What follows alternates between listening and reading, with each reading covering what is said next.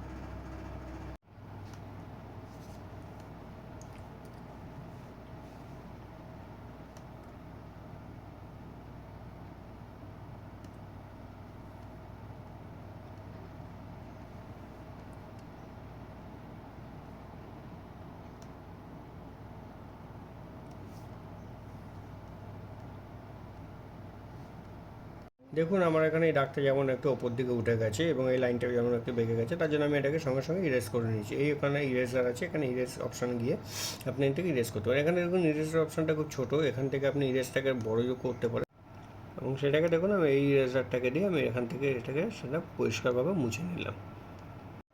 এই ইরেজারটাকে দেখছেন, এই ইরেজারটাকে বড় বা ছোটো করার জন্য আমরা প্রথমে করবো হচ্ছে কন্ট্রোল টিপে প্লাস টিপলে ইরেজারটা বড় হবে এবং কন্ট্রোল টিপে মাইনাস টিপলে ইরেজারটা ছোটো হবে। এটাকে আমরা আমাদের প্রয়োজন মতন ছোটো বা বড় করে নিতে পারি। দেখুন এখানেও আমার এই দাগটা একটু ছোটো বড় হয়ে গেছে, একটু ওপর নিচে হয়ে গেছে, তার জন্য সেটাকে আমি একটু ইরেজ করে নিচ্ছি ঠিক মতনভাবে, সুন্দরভাবে। দেখুন এটা একভাবে ইরেজ হয়ে গেল। এবার আমি আবার এরকমভাবে স্ট্রেট লাইন দিয়ে আমি সেটাকে একটু অ্যাডজাস্ট করে নিচ্ছি।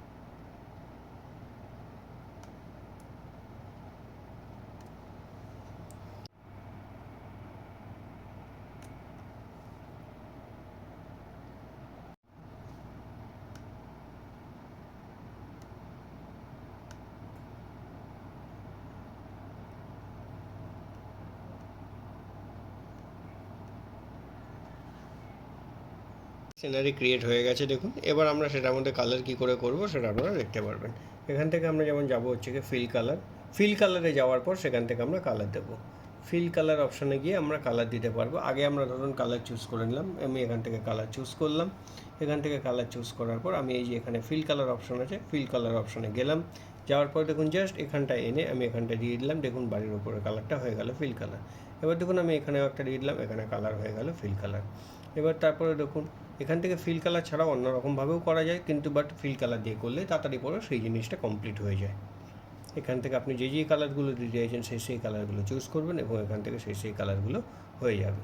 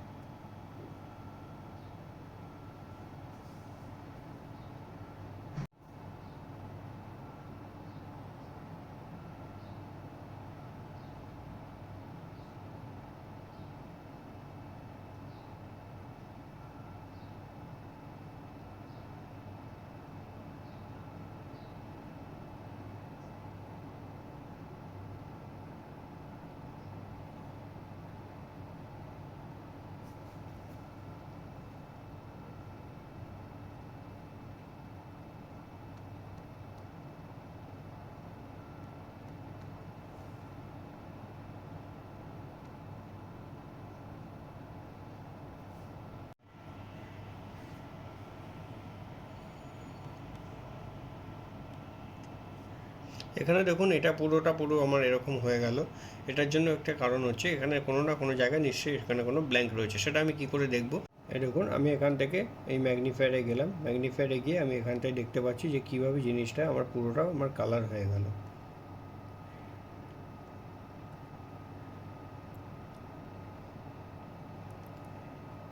দেখুন আপনারা দেখতে পাচ্ছেন এই জায়গাটা ফাঁক রয়েছে, এই জায়গাটা ব্ল্যাঙ্ক, পুরো জায়গাটা ভরাটা হয়নি, সেখানে এই জায়গাটা থেকে কালারটা লিকেজ হয়েছে।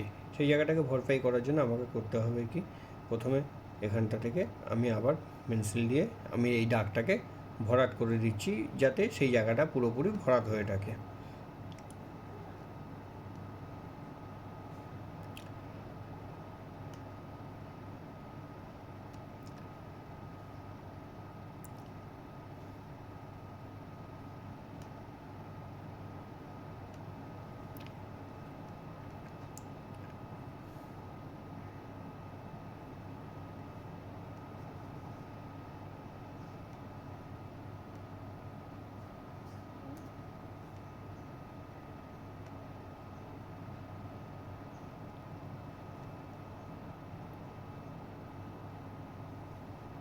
আবার দেখুন এখানেও সেম জিনিস হলো, করার পরে সেই জায়গাটা থেকে রঙটা বেরিয়ে গেল, কারণ নিশ্চয়ই এখানেও কোথাও কোনো কিছু ব্ল্যাঙ্ক রয়েছে। সেখানে দেখুন আপনারা এই জায়গাটা ঢুকে বুঝতে পারবেন কীভাবে ব্ল্যাঙ্কটা রয়েছে এই জায়গাটায়। এরকম বন্ধুরা এই জায়গাটা আপনার এই জায়গাটা ব্ল্যাঙ্ক রয়েছে, এই জায়গাটা আমাকে ভরপাই করতে হবে।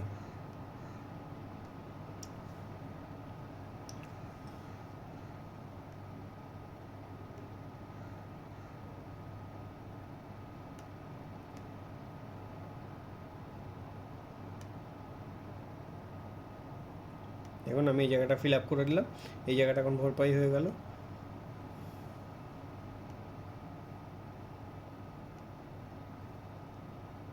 দেখুন এবার এই জায়গাটা নর্মাল সেম চলে এলো। এবার আমি এটাকে ম্যাগনিফায়ারটাকে অফ করে দিলাম, অফ করে দিয়ে আমি এটাকে নর্মাল স্পেনে নিয়ে এলাম।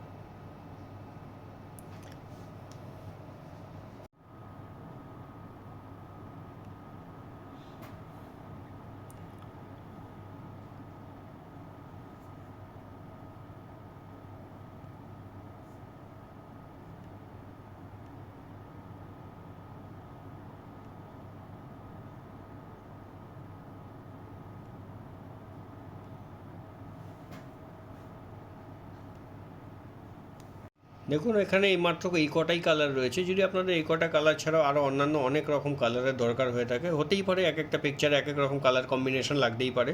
সে কটা এখানে যে কটা কালার দেওয়া রয়েছে সে কটাটা না হতে পারলে আপনাদের এখান থেকে এই একটা অপশান দেওয়া রয়েছে, সেই অপশানটায় আপনারা ক্লিক করবেন। ক্লিক করে দেখবেন এখানে ভেরিয়াস টাইপের মাল্টিপল টাইপের কালার দেওয়া রয়েছে। আপনি এখান থেকে বিভিন্ন রকম কালার ইউজ করতে পারেন। এখান থেকে আপনি রেড, গ্রিন, ব্লু বিভিন্ন রকম কালারের সংমিশ্রণও করে দিতে পারেন, এবং যেটা আপনাদের সমন্বয় দরকার সেটা আপনারা করতে পারেন। এখান থেকে আপনারা সেই ভ্যারাইটি অনুযায়ী আপনারা এখান থেকে তার রেডিয়েশন এবং সমস্ত কিছু কম বেশি করতে পারবেন। আপনার এখান থেকে যেই কালারটা চুজেবল দরকার, দেখুন এখানে বিভিন্ন রকম পুরো ভিভজিওরের মতন কালার দেওয়া রয়েছে, সেখান থেকে আপনারা এই কালারগুলোকে বেছে নিতে পারেন। এখান থেকে গ্রিন কালারটা চুজ করলাম, দেখুন এখানে আপনি স্যাম্পেল দেখতে পারবেন। এখান থেকে আমি এই গ্রিন কালার চুজ করার পর এখান থেকে আমি ওকে করলাম, এবং করার পর আমি এখানে গিয়ে ফিল করলাম। এই বন্ধুরা দেখুন আমি একটা পেইন্ট আঁকলাম এমএস পেইন্টের সাহায্যে। আপনারা এর থেকে অনেক ভালো ভালো পেইন্ট আঁকতে পারবেন এমএস পেইন্টের মধ্যে, এবং বাড়ির ছোটো ছোটো বাচ্চারাও এই এমএস পেইন্টের মধ্যে অনেক রকমভাবে ছবি আঁকতে পারবে, এবং তাদের হাতে সমস্ত কিছু জিনিস দিয়ে এবং পেইন্টের বিভিন্ন রকম অপশান দিয়ে তারা এখানে তাদের মন পছন্দ ছবি আঁকতে পারবেন। এইভাবেই দেখুন বন্ধুরা, যদি আমার এই ছবিটা ভালো লেগে থাকে এবং আমার এই পেইন্টে দিতে পারবেন, এবং তাদেরকেও এখানে পেইন্ট করার জন্য আগ্রহী করে উঠতে পারবেন। এবং এই পেইন্টটা করার জন্য আপনারা যাবতীয় জিনিস এই সমস্ত পেইন্টের মধ্যে পেয়ে যাবেন। এবং এই পরে আমি দেখাবো আপনাদেরকে বন্ধুরা যে এই পেনটাকে কীভাবে সেভ করে রাখা যায় আমাদের এই ফাইলের মধ্যে। এইভাবেই বন্ধুরা অতি সহজে আপনারা এই পেনটাকে আপনারা এঁকে ফেলতে পারবেন, এবং এমএস পেইন্টের মধ্যে বিভিন্ন রকম ছবি আপনারা এখান থেকে সংগ্রহ করে বিভিন্ন রকম ছবি আঁকতে পারবেন। এবার দেখুন আমি কি করে এই ফাইলটাকে বা এই পেনটাকে যদি আপনারা কোনো ভালোভাবে পেন বানিয়ে থাকেন সেটাকে কীভাবে সেভ করবেন। দেখুন প্রথমে আমি ফাইলের মধ্যে গেলাম, ফাইলের মধ্যে যাওয়ার পর এই যে এখানে অপশানটা আছে একটা সেভ অপশান, সেভ অপশানে ক্লিক করলাম। সেভ অপশানে ক্লিক করার পর দেখুন আপনাকে এখানে দিয়ে দেবে যে আপনি কার মধ্যে ফাইলটাকে সেভ করতে চাইছেন। এখানে আপনাদের বিভিন্ন ড্রাইভ আছে, যদি ড্রাইভের মধ্যে সেভ করতে চান ড্রাইভের মধ্যে সেভ করবেন, সিলেক্ট করবেন, এবং যদি আপনি ডেস্কটপে সেভ করতে চান তাহলে এখান থেকে আপনি ডেস্কটপের মধ্যে গিয়ে সেভ করবেন। তো আমি ধরুন একটা ডেস্কটপের মধ্যেই সেভ করতে চাইছি, এখান থেকে ডেস্কটপ লোকেশন সিলেক্ট করলাম। করার পর দেখুন এবার দেখুন এই ফাইল নেমের মধ্যে গেলাম, এইখানে গিয়ে আমি সাপোজ আমার একটা নাম দিচ্ছি, ফাইল নেম ধরে রাখুন XYZ নামটা দেওয়ার সঙ্গে সঙ্গে এখানে দেখুন আবার নতুন করে সেভ অপশান চলে এসছে। এইখানে সেভ অপশানে ক্লিক করার সঙ্গে সঙ্গে আপনার ফাইলটা সেভ হয়ে যাবে। এবার আপনি বুঝবেন কি করে যে আপনার ফাইলটা সেভ হয়েছে, সেটা দেখার জন্য বন্ধুরা দেখুন একদম ওপরের কোণার দিকে যেই নামটা আপনি দিয়েছেন সেই নামটা এইখানে শো করবে। তার মানে আপনি বুঝতে পারবেন বন্ধুরা যে আপনার এই ফাইলটা এবং আপনার করা এই পেনটা আপনার এই ডেস্কটপের মধ্যে সেভ হয়ে গেছে। সেটা দেখানোর জন্য দেখুন আমি আপনাকে দেখিয়ে দিচ্ছি। ডেস্কটপের মধ্যে দেখুন এই জিনিসটার লোগো চলে এসছে, এই দেখুন XYZ বলে যেই ফাইলটা সেটা এখানে অটোমেটিক্যালি চলে এসছে। আপনি পরবর্তীকালে যখন এই ফাইলটাকে ওপেন করতে চাইবেন তখন ডাইরেক্ট আর ওপেন বা ডাইরেক্ট দ্বিতীয়বার আর পেন্টে যাওয়ার দরকার নেই।